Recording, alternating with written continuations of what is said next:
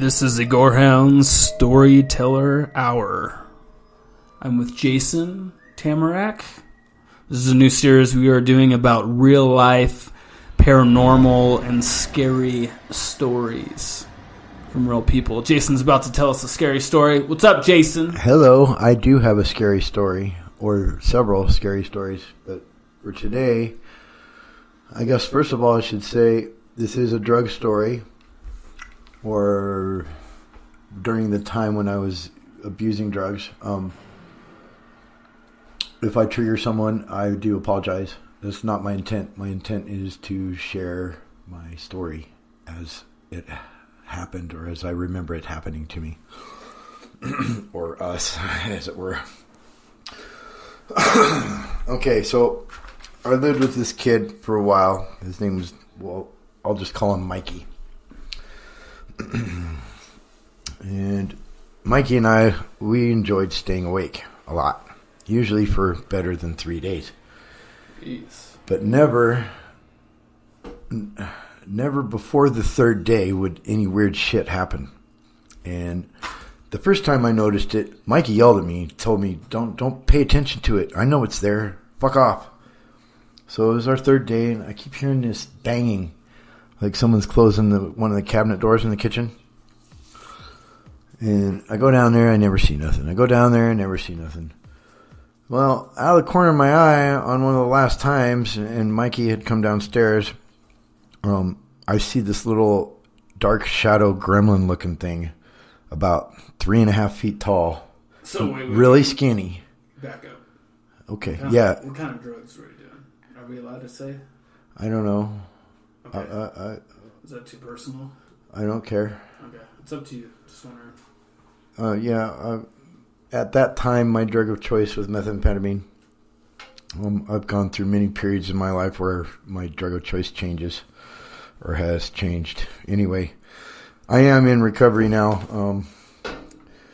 But anyways, let's go to Mikey's downstairs, and I see this shadow figure. Oh, and if you do have questions, please stop and ask, because that might help me flow with this a little better. I don't have a script or anything. So it's just kind of going out of my head. A dark, shadowy figure? Yep. Shadowy figure? 3 foot tall, skinny. Maybe 3 fingers instead of like claw, 3-digit claw thing. I don't know. On its hands instead of like a full hand. Look like an elf? Kind of. More like a gremlin than an elf, though. And it almost like the mouth wouldn't open, or the mouth was set in stone how it was, but its eyes could move around and be, I don't know, you could just feel creeped out, man. The skin on your neck would go up. And anyways, I kept asking Mikey, I was like, hey, what is going on with this little thing? He's like, no, shut up. Don't talk about it. Why not? If you pay attention to it, it'll start fucking with us because it knows you know that it's there. I've had it for years. Leave it alone. Like, all right. So, and this wasn't a one occurrence thing, man. I lived with this kid for almost 2 years. This happened about a lot. Wow. It happened a lot. So, a couple months go by and keep seeing this thing. It liked to run up and down the stairs, and then close the doors in the kitchen, the cabinets, blink, blink, blink, 3 at a time usually. Wow. And so one of the nights, I'm gone, and I get this weird phone call, and I'm like, whatever, dude. And so I hung up on him, and because he wasn't making sense, I'm thinking, okay, this guy needs to go to sleep. But so he calls me back, and I let it go to voicemail. And he leaves me a 15-minute message on my voicemail. 15 minutes? 15 minutes, man. And, so I'm all right. It's a few days before I even sit down and listen to the thing. And I should have listened to it right off the bat, because it was one of the scariest things I've ever heard. What did it say? It was ineligible. And it was almost Latin, but it wasn't. there was Mikey sitting there talking in the background, saying how fucking scared he was, and that he's looking at this thing square in the eyes. And I saw a sketch that he had made later, and it was about 5 feet tall, probably 220 pounds, maybe 320 pounds, kind of big burly thing, with two big googly eyes and hair all over it, and it floated in the air. It wasn't stationary. So it was really that tall and it was floating in the air? Yeah, in my apartment. Okay. Now, I wasn't there, mind you, but he's describing this thing and writing a sketch of it. But how was it floating? Was it floating like it's flying like Superman, like so it's vertical? Or? No, it's like it's standing there, but it's not standing on anything. Okay, so it's kind of ominously floating in the air, looking at my buddy. These things never have spoken to either of us. And you know what? As we go through this story, note how many of these you've seen, and it's been quite a few. And remember, the one that's attached to my buddy is always attached to him, and he's pretty much the same and consistent, and that's all he does is run around and fuck with open doors and closed doors on a small cabinet, so cabinets, the fucking trash can lid, stupid shit like that. Wow. Right?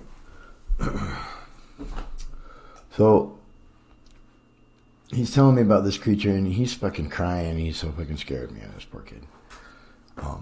And to this day, he won't admit to even sending me this message on my voicemail. It scares the crap out of him that much.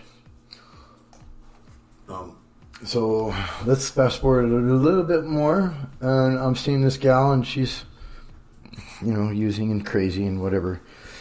But out of the corner of my eye, I'm at her place. I'm at her place. Like you're dating this girl. Okay, wouldn't call it that. Friends with benefits. Yeah, something. I don't know. She was a friend. Anyway, I see the same type of creature out of the corner of my eye that's attached to her, except for it's light. It looks almost exactly the same, with the mouth being seized shut but all deformed, and the 3-claw hand, and it's real skinny, only 3 feet tall, but it was white. Weirdest thing, and I asked her about it. She's like, "Oh yeah, I see that all the time." You can see that? Yeah, I can see that. I won't go into Crazy Kelly too much, but yeah, she was pretty crazy, and earned that nickname for sure. So I'm driving around, and I'm obviously on my 3rd day, and seeing shadow people. I see the googly eye guy that was on the bottom of the stairs, according to Mikey, off the side of the road. Almost wrecked a car. Okay. And, when you get that feeling when, A, you're being watched, like that, and B, when there's evil around. You just get that, it. Yeah. Yeah, I had both at the same time. And not only, now, I pulled over, yeah, but then I started again. I started seeing similar creatures all over town, all over the place. Bink, bink, bink, bink. Only on my 3rd day up. And at random, it was always at night, but at random, so in you random were places. Driving around high? Oh, yeah. What else you gonna do? High is a relative term, I guess, when you're using drugs like that. I mean, it kind of becomes your life, and it's a lifestyle. It's like being a rock and roll star, man. You get up and have an upper, even out for the morning, and then, you just go out through your day. You still got to function. You still got to do stuff. Still got to make money. You still got to, Why do you think you were seeing these beings? Honestly, I'm thinking I think the entire town of Olympia and surrounding areas like Lacey. There's what's the other one? Tumwater and Yelm and a couple other little suburbs of Olympia. I think Olympia is kind of safe because every major artery to get outside of that town has an overpass over it. And as soon as you cross that overpass, you feel evil bearing down on the area. Whether it was because of what happened with the Native Americans years ago and we murdered, all of them. It tainted the land. Whatever's going on up there, the land's tainted and there's evil spirits running amok in that motherfucker. And I've seen them. I lived it. I've been followed by them. I've seen them chase the car. I've been in a couple places where, this is when I was gambling real heavy. But these girls, man, they like to gamble, boy. Some of them were $20,000, $30,000 in debt. But, jeez. I asked them to stay at their place one night, and they're like, yeah, but make sure you drive the car inside the fenced area and close it. I'm like, oh, that's kind of weird, but okay. Why? Don't worry about it. Just make sure the gate's closed. And they had little Ouija juju stuff around the house for protection. And I know why. Dude, as soon as I left their property, weird shit would happen. I would see the shadow people along the side of the road, and some of them would wave and try and entice you to fucking pull over. Yeah. And you know what? I did drugs for a long time. That was the only place where I saw quote unquote shadow people like that. The only place. Do you think it was a combination of just stuff in your head, or do you really believe that you were... I believe that because of the length of time that you were awake, that affected our field of vision to where we could see these things, whether they're from a different dimension or living within our dimension, just at a different frequency, so that,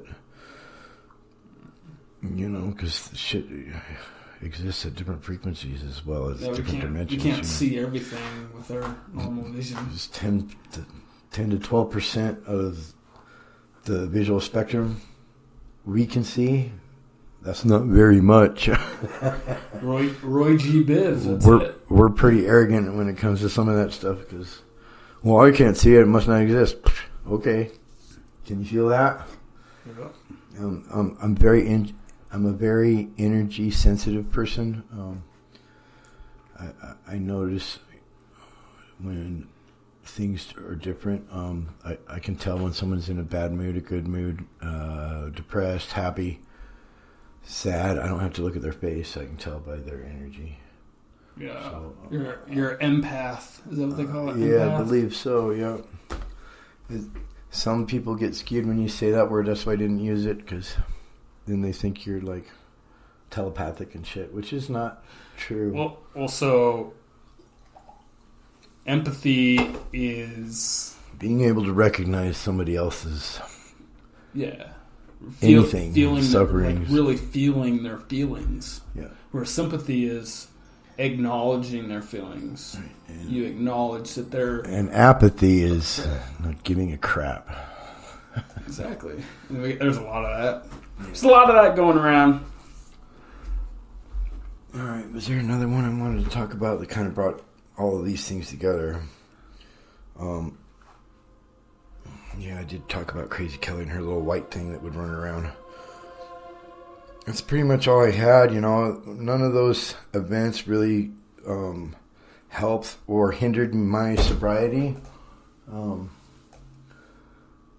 But it was something that I noticed that happened more so in the town and surrounding towns of Olympia and area versus anywhere else. I've done mass quantities of drugs that were bad for me.